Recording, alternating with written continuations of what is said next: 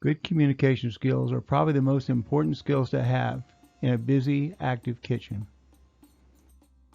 A commercial kitchen can be a busy, hot, dangerous place where it is imperative that you have good communication skills to keep in touch with your teammates.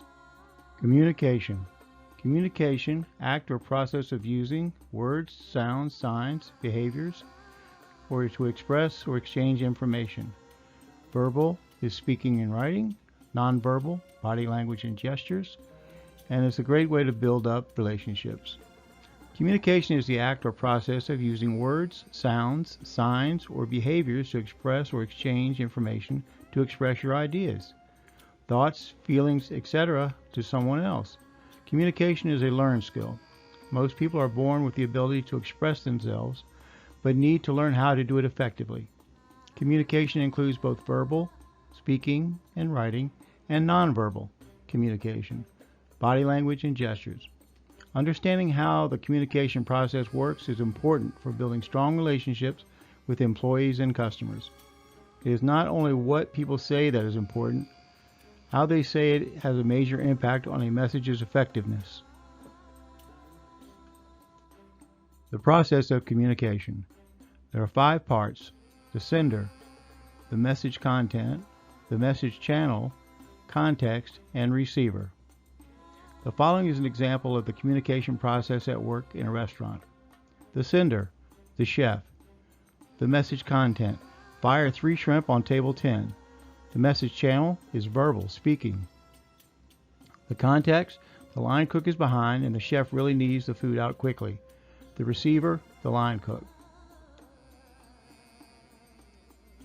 The process of communication. The sender begins communication process, wants something done, and thinks about who will receive it, what is the message, how should it be sent, and other factors to consider. Often the sender wants something done as a result of the communication. The receiver usually needs to respond, communicates understanding of message, interprets message, acts on the message, and makes decisions. Make decisions along the way to complete the actions. Message content. Connection between sending and receiving, historical information already happened, action required information, or immediate or future. The main connection between the people sending and receiving the message is the message content.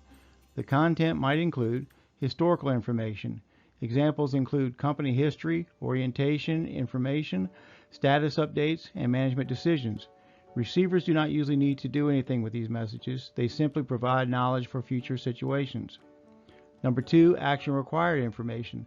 This is information that requires some type of action response from the receiver, either immediately or in the future.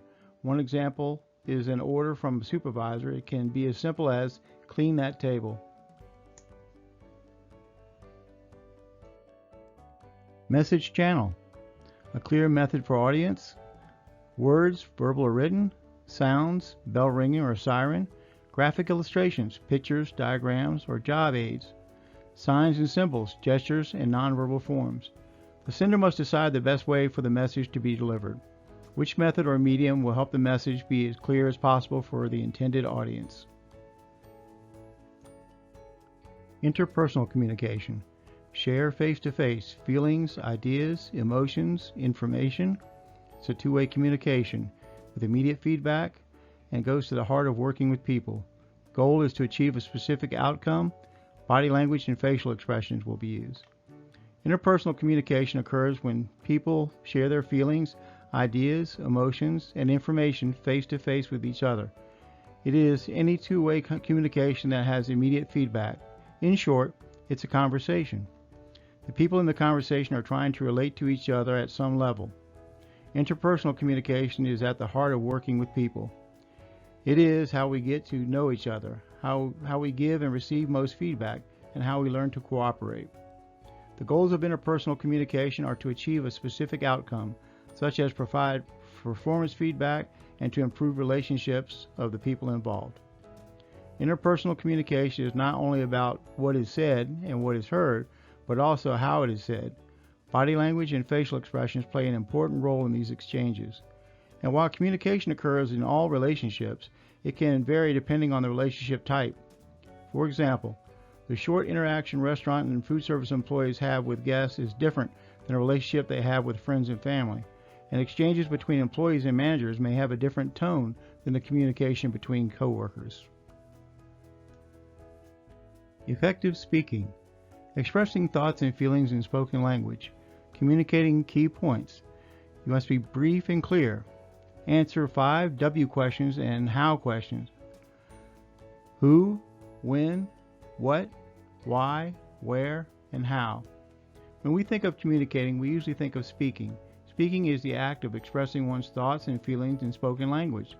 Just like any other skill, you can learn to be an effective speaker. When delivering a message, communicate the key points in a brief and clear manner. To ensure that you have provided all the vital information, answer the 5 W questions and how question as follows.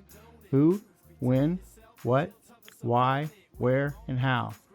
Think about how your audience will respond to the message.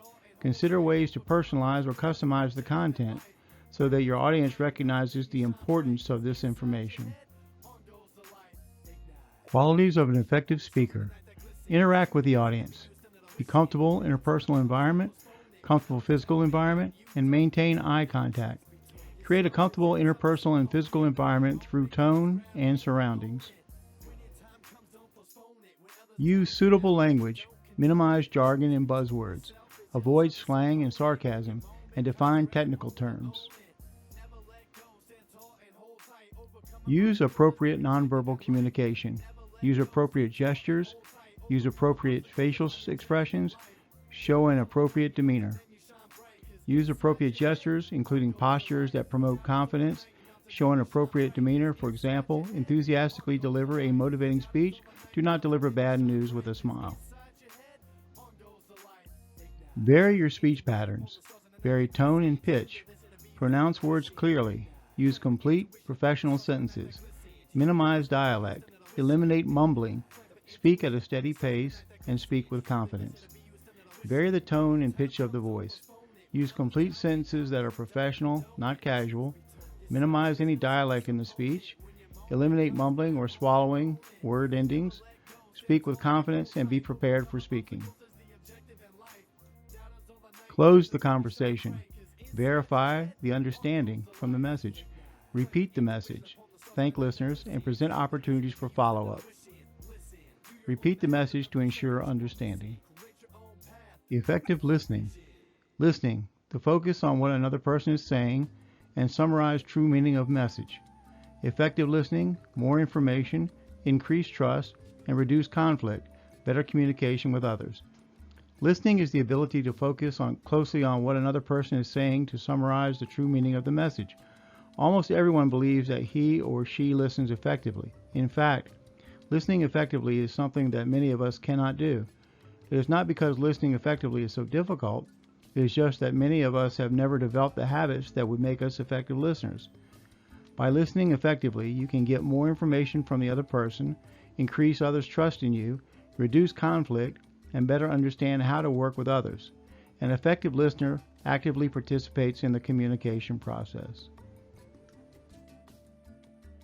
Effective listeners participate in the communication process.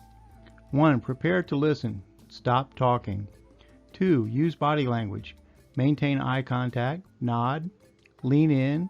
Use facial expressions. Do not interrupt, and ask questions to clarify. Prepare to listen. Stop talking and focus on the other person.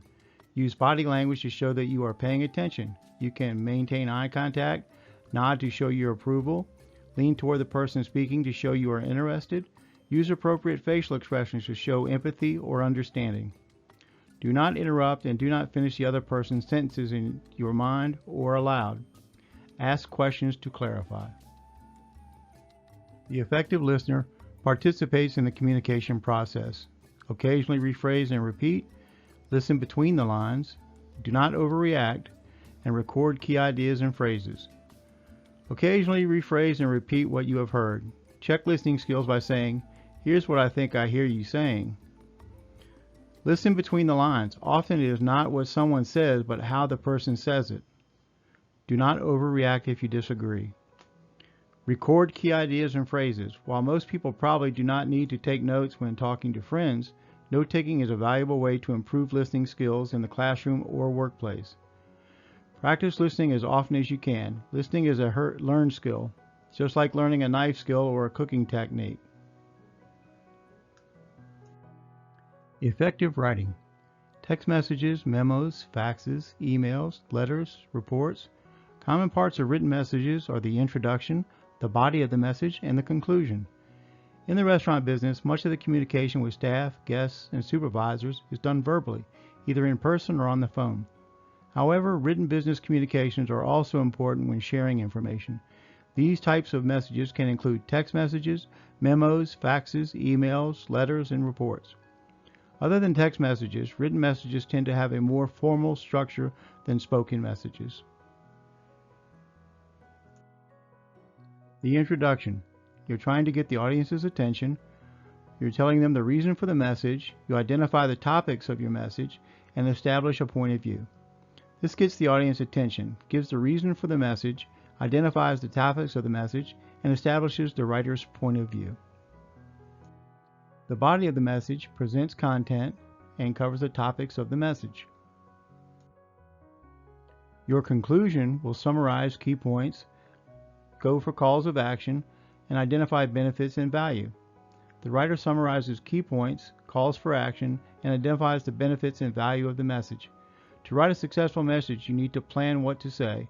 You need to build a structure. Writing can be challenging. Think about the audience. Think about the purpose. Think about the situation and details. Identify the benefits to the message. For instance, the monthly financial update to the Vice President of Sales has a different audience than a training manual written for new servers. What needs to be accomplished and what action is desired as a result of the written message. Ask questions to answer the 5 W's and how, and write the answers: who, where, why, what, when, and how. How will it help the company, the reader, the customers, and the communicator? Identify the topics in logical order and group the details underneath. It might be easiest to write the main body first, then the introduction, and then the conclusion. Edit and revise the draft for content, grammar, spelling, flow, and readability. If necessary, ask someone else, such as a peer, to read the draft and make suggestions for improvement. Finish the final draft and distribute the communication. When developing written communications, keep these points in mind. Be concise. Write like the spoken word, simple and to the point, while avoiding any slang. Be clear and complete. Although being brief is important, be sure not to sacrifice clarity or completeness. Always write with an upbeat attitude, even if the message needs to deliver troubling news. Make sure to include long-term benefits. Take a time out. Set written messages down and come back to them later, even if it is only a few hours. It will be easier to spot and correct errors and awkward phrases. 2 sample workplace emails, both trying to convey the same material.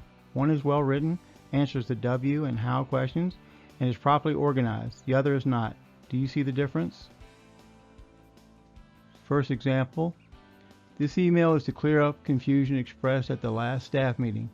As it is posted in each restroom, you must wash your hands before returning to work after going to the restroom for any reason. Studies have shown that the spread of germs is minimized through appropriate and frequent hand washing. This includes applying soap to the hands, washing them for at least 20 seconds, then rinsing and drying thoroughly. Throughout the day, should you sneeze, please cover your mouth and immediately wash your hands. Should you have any questions, please feel free to contact me. And now a poorly written email. Please make sure you follow all the directions on personal hygiene that were discussed in the staff meeting. Anyone not following the rules will be fired. I think that kind of says it all. Barriers to communication. Language, lack of time, fear of confrontation. Take time to communicate. Be consistent. Values and priorities should remain the same. Anything that interferes with or affects communication, from language barriers to lack of time to fear of confrontation, can set up a barrier. Be aware of the potential obstacles to good communication before presenting any message. Remember that every communication, large or small, sends a message about your values and priorities. Take the time to consider what you want to communicate. Make sure that you are consistent. The message may differ, but the underlying values and priorities should remain the same. Language differences. Different accents and dialects. Dialect is a variation of a language spoken. Be patient. Example, soda versus pop. We all speak with accents and dialects that reflect where we live now and where we have lived in the past. A dialect is a variation of a language spoken by a particular group of people, such as Easterners, Southerners, or Bostonians. Even if everyone is speaking the same language, members of different groups must often work hard to understand what is being said. For many people, including those working in the restaurant and food service industry, English is a second language. It takes a lot of concentration and energy to master something new when someone is not completely familiar with the language. Be patient with people who are still learning. Do not let the way a person speaks affect you negatively. Examples, soda versus pop, hoagie versus hero, versus submarine versus grinder. It may also be something as easy as understanding the dialect. For example, the North Midland area of the United States, from Pennsylvania to central Midwest, donuts are often called dunkers or fat cakes. Semantics. What words mean. Replace phrases with multiple meanings. Use simpler terms. Intended meaning is clear. Example, mouse. Is it a rodent or is it a computer device? Not everyone understands words in the same way. Can the audience understand the message you intended? Does the audience understand the actual words of the message as well as the speaker does? Do words or phrases mean one thing to the communicator and another thing to the audience? Consider replacing common phrases or adages or words that have multiple meanings with simpler terms. Make sure the intended meaning is clear. Examples, the word ill means to be sick, but sick can also mean cool. The word mouse means rodent or a computer device. Cup of soup, cup of coffee, and cup of flour all mean different things. One is a bowl, one is a drinkware, and one is a measurement. Jargon. Avoid buzzwords, technical language, and slang. Example, loop in or heads up. Buzzwords, technical language, and slang usually should not be used unless the communicator is absolutely sure that the audience understands these words. It is better to avoid jargon altogether. Use of loop in to mean keep informed or heads up to mean be aware or watch out. Tone of message. Judge speaker by tone. Avoid negativity and sarcasm. Sound sincere. Example, sit down versus sit down please. Speakers can say something in a tone that differs from the meaning of what they are saying. People often judge the sincerity of a speaker by his or her tone.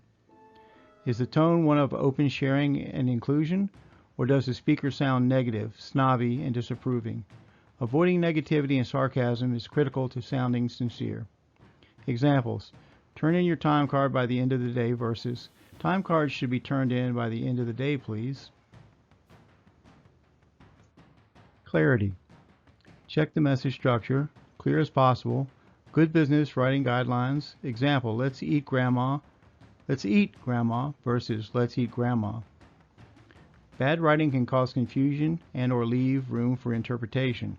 Check the structure for a message to make sure that the message is clear as possible. Follow good business writing guidelines. Remember, let's eat grandma versus let's eat grandma. The first sentence invites grandma to eat. The second sentence invites others to eat grandma. Punctuation is important.